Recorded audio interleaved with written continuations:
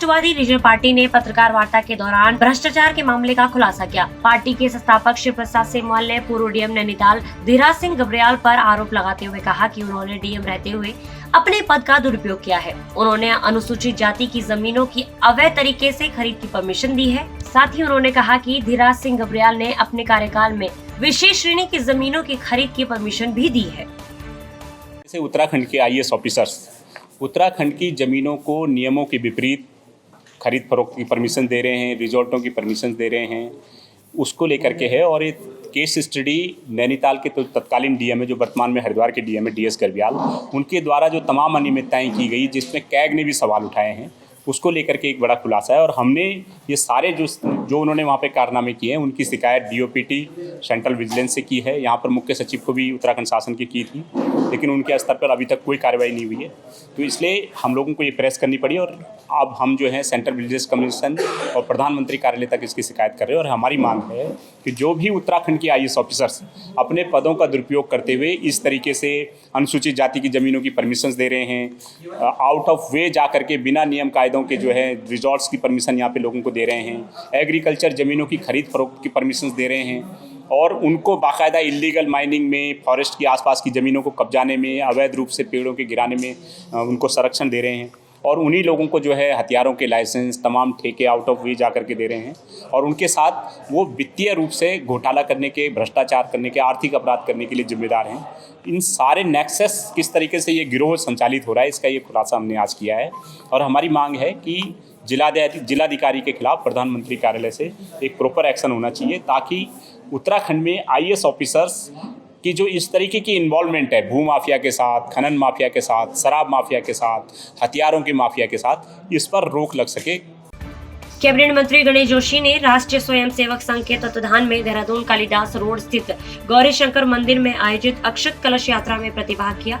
पूजन के बाद कलश यात्रा रवाना हुई। यात्रा की अगुवाई सिर पर मिट्टी के कलश लेकर चल रही महिलाओं ने की। इस अवसर पर कैबिनेट मंत्री गणेश जोशी ने अयोध्या से आए पूजित अक्षत के दर्शन किए और कलश यात्रा में प्रतिभाग किया। भाजपा प्रदेश अध्यक्ष महेंद्र भट्ट ने पूर्व मुख्यमंत्री हरीश रावत के राम स्वप्न पर कटाक्ष किया है। उन्होंने कहा कि सनातन विरोधियों के मन में चुनाव के डर से प्रभु राम का खौफ बना हुआ है। उन्होंने आरोप लगाया कि कांग्रेस नेता चुनाव के डर से सुविधावादी हिंदू बन रहे हैं, क्योंकि सनातन विरोध की नीति पर चलने वालों के मन में चुनाव के डर से राम का खौफ होना लाजमी है। उन्होंने कहा कि पूर्व सीएम को तो अयोध्या की यात्रा पर निकल जाना चाहिए, क्योंकि हरिद्वार की जनता ने उन्हें संन्यास पर भेजने का निर्णय ले लिया है। हरीश रावत जी को सबको सपने में दिखाई देते हैं।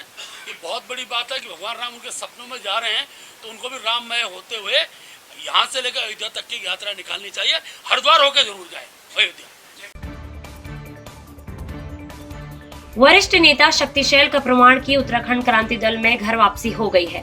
केंद्रीय अध्यक्ष पूरण सिंह कठैत ने उनका दल में स्वागत किया। वापसी होने पर शक्तिशैल का प्रमाण ने कहा कि उन्होंने हमेशा क्षेत्रीय विचारधारा के लिए काम किया है, इसीलिए वह यूकेडी से जुड़े हुए हैं। उन्होंने कहा कि राष्ट्रीय दलों ने उत्तराखंड को बर्बाद कर दिया है। इस प्रदेश को क्षेत्रीय विचारधारा ही आगे बढ़ा सकती है।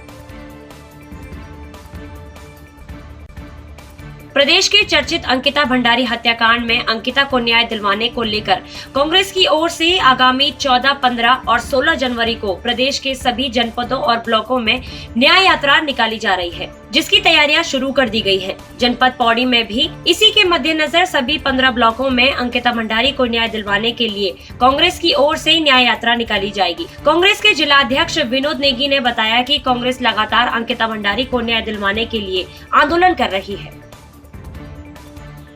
को हमारे आदर्श नेता जो राहुल गांधी जी हैं, उनके द्वारा भारत जोड़ो न्याय यात्रा का शुभारंभ हो रहा है, जो कि मणिपुर इम्फाल से होना है।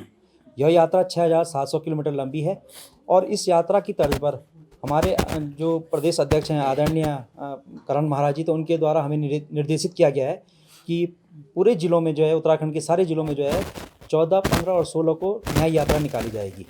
और वो जो है न्याय यात्रा अंकिता भंडारी के रूप में निकाली जाएगी।